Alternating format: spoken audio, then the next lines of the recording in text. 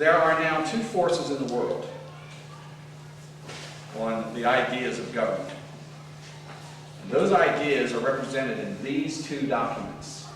The Declaration of Independence, which goes hand in hand with the Constitution. I know that some textbooks that are used in schools today will just say that the Declaration of Independence is just a political document. It was just a petition that was sent to the king of our grievances, and that's all that is.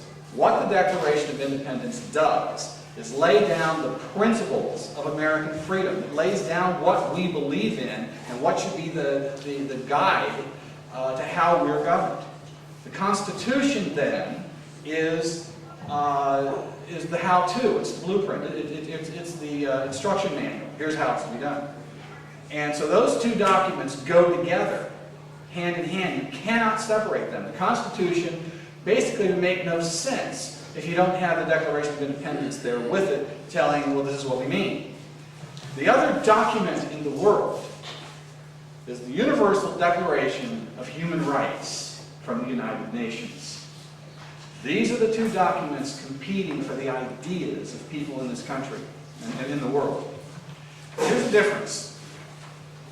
The Declaration of Independence says, we hold these truths to be self-evident. There's no question. We have these rights. We are born with these rights. God gave us these rights, and nobody can take those away from us. And government's job is to protect those rights. The Constitution is written very specifically to say that government doesn't give you your rights. Government protects your rights. The Universal Declaration on Human Rights, however, says, this Universal Declaration of Human Rights proclaims, this General Assembly of the United Nations proclaims this Universal Declaration of Human Rights as a common standard of achievement. It sounds like this gibberish, and that's what it is. The other thing is, where the Declaration of Independence says we hold these truths to be self-evident, that you have these rights no matter what, the Declaration of Human Rights says, these rights and freedoms may in no case be exercised contrary to the purposes and principles of the United Nations, of men, of law. Now, this is the battle that's going on in the world. And the interesting thing about it is, if you look in your textbooks, you will find a discussion on positive versus negative rights. Now, which one would you consider to be the more appealing? Positive or negative? Anybody? Oh, yeah. I know you know, Chuck. What would you say? Positive or negative? Which is the more appealing? Nobody knows? Well, let me put it this way. Your textbooks will say, the Constitution of the United States starts out, government shall not. That's a negative right. That means that the, I think it's better for a law to tell you what you should not do instead of what you should do. Because if you can't do something, then that's just stopping you from something. But if you have to go out and actively do something, then that's just impeding your freedom. well, what the line, government shall not, means that government is controlled. Government's controlled by the people. Government shall not expand its power. Government shall not tell you what your rights are going to be. That's what that means. It's a control of government by the people.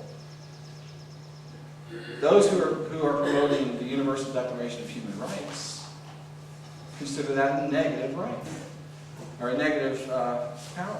The Universal Declaration of Human Rights says government shall.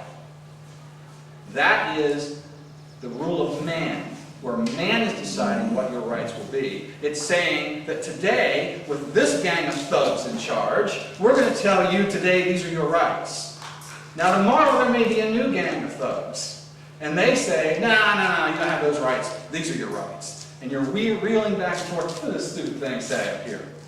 That, we'll do it with fairness, and we'll have a big group hug, and we'll say kumbaya and all this stuff. But they're telling you every day a new set of rules. The Declaration of Independence says, these, unquestionable, we hold these truths to be self-evident. I mean, you have to be a moron to question them. It's self-evident. That's what they're teaching today in school. Positive rights. Every other form of government, every other country in this world is based on the Declaration of Human Rights, based on positive rights. Only the United States is based on negative rights. All the democracies that grew out of when the Soviet Union fell, when the Iron Curtain fell, they created all these new democracies, social democracies. They're all based on the idea that government will tell you what to do. So that's that.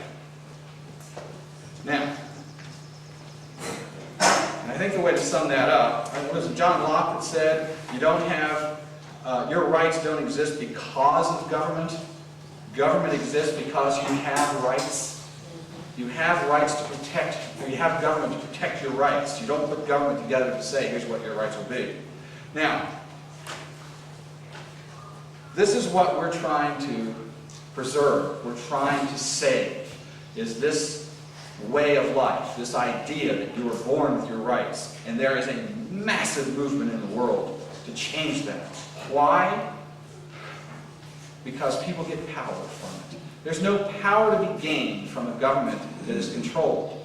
There's no money to be made from it. Corporations can't get rich off of it. The more power government gets, the more rich and the more powerful certain elements get, and the more oppressed everybody else gets. So we're trying to defend that. Now, there are those who believe, rightfully so, that the Constitution and the way the government has been going is in the wrong direction. Government's getting bigger by the day, and they're very concerned about this. Watching what happened in September, October, November, December, January, February, March, April, May, going on to June, July of this year, massive spending by the federal government. Massive power grab. The President of the United States becomes the chairman of the board of GM. This is unprecedented, and it frightens people. It should frighten people.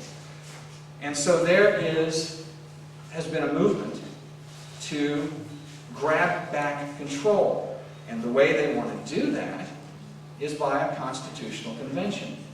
The Article 5 of the Constitution says, the Congress, whenever 2/3 of both houses shall deem it necessary, shall propose amendments to this Constitution, or, on the application of the legislatures of 2/3 of the several states, shall call a convention for proposing amendments.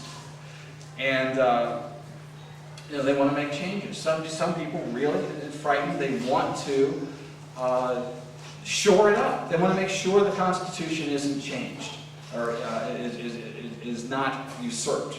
And so they think we put a little shoring up here, a little wall over here, then we can prevent that. And some of the states are calling for the Constitutional Convention, particularly on the issue of the balanced budget, because they're watching all the spending that's going on in Washington. Massive amounts of spending. And the people calling for this are not crazy left-wing radicals. They're Republicans, they're conservatives, they're concerned. And they want to call a convention for a balanced